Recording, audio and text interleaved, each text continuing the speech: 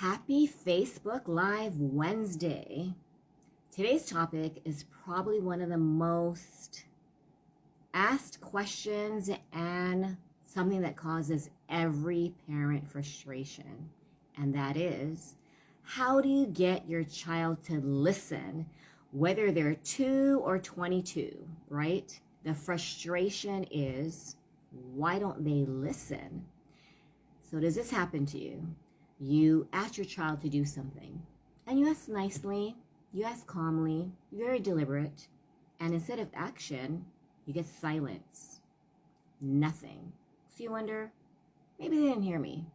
So you repeat, you remind, you repeat, you remind, you repeat, and pretty soon you start resenting because you feel like you have wasted your breath. You feel very disrespected. You feel unappreciated because you just want a simple request carried out. Throw out the trash. Can you do your homework? Wash the dishes. Clean your room. Why don't kids listen? Well, children are hardwired for power. And if kids don't feel that they have power, they feel that their power was stripped away. They feel that they have no voice because they are dictated to. You better do this. Don't waste your time. Do your homework. Log on time. Why aren't you fill in the blank? So I researched and found 7 ways, right, that I invite you to try and see if they work. Some of them might work better than others. It really depends on the tone of voice you use, your mindset, and how your relationship with your child is. If they are in a grumpy mood, it might not work. So really take a breath and pause. I just recently lost it a couple nights ago. My daughter Chelsea had a bad day at work, and I tried to motivate her and say the right words and fix her mood, and it didn't work. After reflection, I thought, I didn't allow her to feel heard and understood.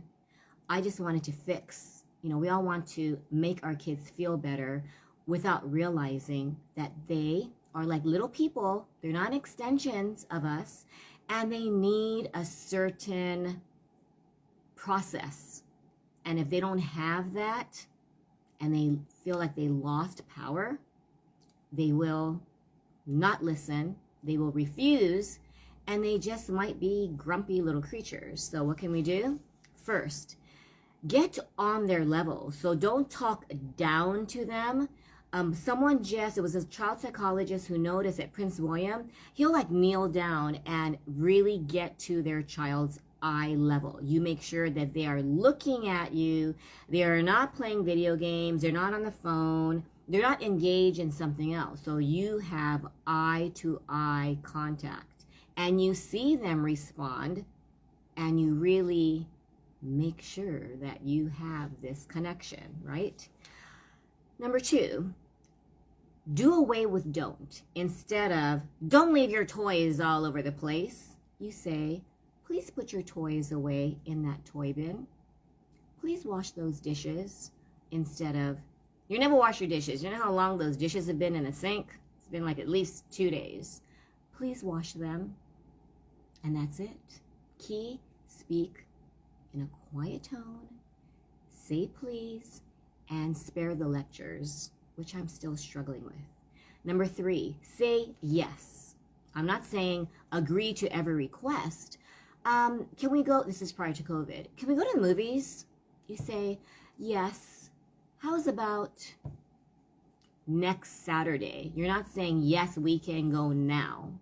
Yes, that sounds like a great idea. Why don't we plan it for sometime next month? Let's talk it over as a family, and we can agree to go in 2 weeks. So you're not saying no now, because all kids want, as soon as you say, no, we're not doing it, you know how expensive that is, or we're just too busy. You are not shutting them down, but you're allowing them to realize, right? It's not now, it's going to be happening. And then you decide on a designated time frame. But, you know, when they're not listening, dig in and discover why they're not listening. Because listening, not listening, that's just like a symptom. What is going on? Are they feeling pissed off at you for whatever reason? Are they feeling resentful just because of the distance learning challenges? Are they pissed off because of the pandemic and what has been ripped away from them, right? Class of 2020, my daughter, senior prom taken away, Project Grad taken away. Graduation was very different than the norm.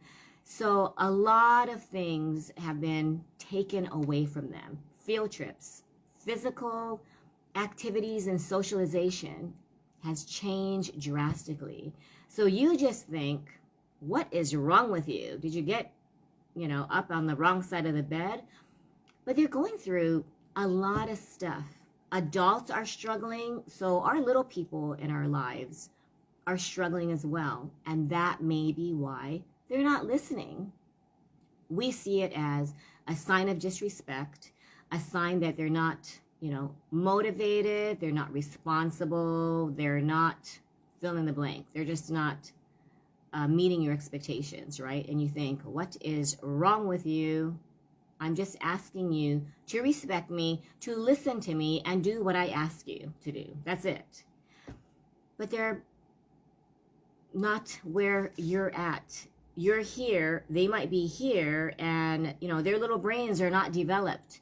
Boys develop age 25. If you have a 12-year-old, a 13-year-old, what's going to be happening mentally when you tell them what to do, right? So, number 4, which is what I struggle with, obviously, shorten your speech. A 5-second answer, which would suffice, turns into a 5-minute, sometimes I probably do a 15 to 20-minute dissertation, and I could just say, oh, you had a bad day at work?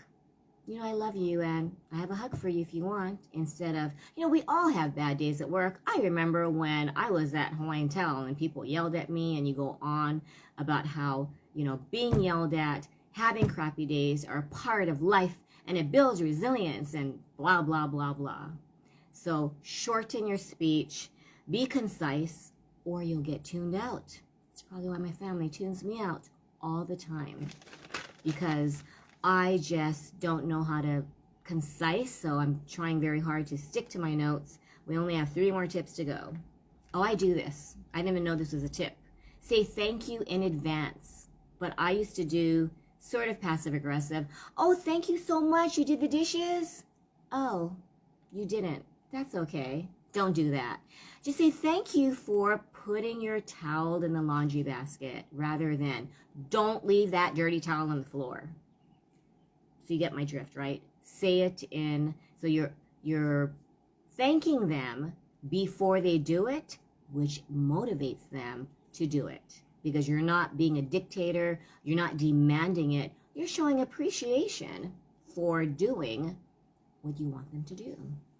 Number 6, listen to this one. 40 to 80% of what you say is forgotten or misunderstood, right? So ensure that you have comprehension. There are so many times I speak slowly and explain what the mini assignment is during tutoring, and after my little instruction, I hear, I'm sorry, what was that? Can you repeat that? Well, our kids are not even in the, like encoding, right? Memory is like encoding, and then you have to put it in storage before you retrieve it. Well, your kids are not encoding, so it's not going into storage, so they can't retrieve it. So you say, maybe before you work, whether it's virtually or you leave the house, hey, you know what? Can you wash the dishes, put some laundry away, and clean your room? Just those 3 things. And then you think you heard them because you reminded them, right? You repeated. And sometimes they even say it. Yeah. What did I say? Yeah, clean my room, wash the dishes, and put some laundry away. Okay, you got it? Yep. Well, if they don't really put it in storage, they will not be able to retrieve it from their memory.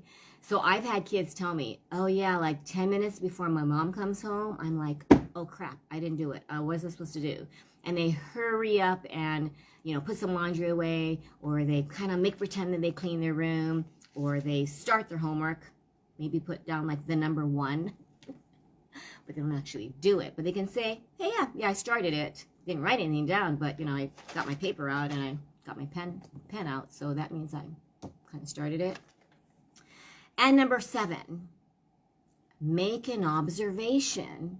So you don't even say the request. I've done this. Oh, I see your jacket on the sofa. Make eye contact, and most likely you'll hear, oh yeah, I'll put it away.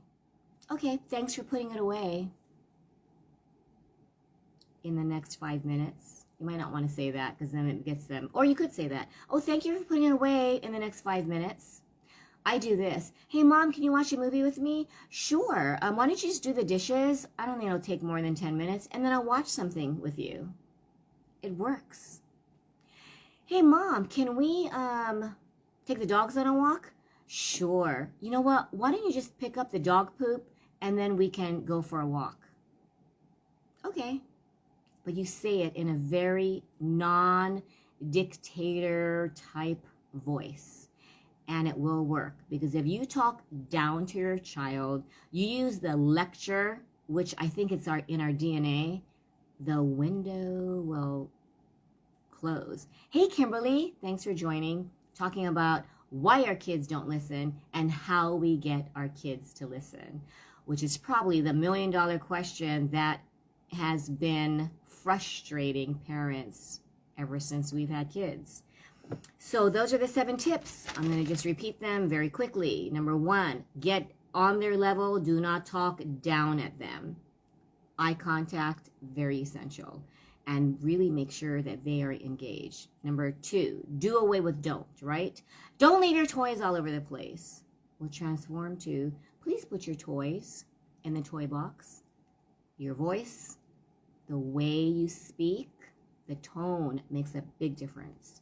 Say yes instead of no, but you are saying no in the moment, but you're not using the word no. No shuts your child down. Hey, the mall sounds great.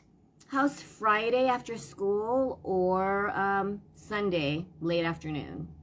So they know they're not going that day, but they do know that they will be going in a specific time frame. And then remember, not listening, dig deeper. What is going on? Which means it is purely a need for a conversation. Observe, find out, is it pandemic stress? Is it dislike, pretty much strong hatred for distance learning? Is it a teacher that said some mean comment like, are you not listening? I'm gonna have to call your parents. That will cause a child to not be so open to listening, right? Do they have a fight with a sibling? Are they upset at you? Are they overwhelmed?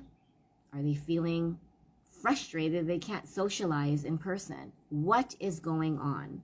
Number 4, shorten your speech. What can be done in 5 seconds, do it in 5 seconds, not in 20 minutes like I do. Number 5, say thank you in advance. Instead of, I better not see that towel on the floor, thank you for hanging up that towel after your shower. Number 6, ensure comprehension, because 40 to 80% of what we say is forgotten, misunderstood, or just not stored in their memory, right? If they don't encode, they don't store it, they will not retrieve it. And number 7, just simply make an observation. Oh, I see a jacket on the floor. Pause. Eye contact. And hopefully they'll say, oh, that's my jacket. I'll put it away, Mom. So I hope that gave you some insight. And I will be filming, or not filming, feels like I'm filming, doing Instagram Live parenting tip number 57, I believe. I'm doing 100 consecutive days of parenting tips inspired by the pandemic, which will be published in the next couple months. It's in the editing stage, and my publisher, Hay House, will get back to me, and I will keep you updated on the official launch date. But thank you for watching. I encourage you to get a candle.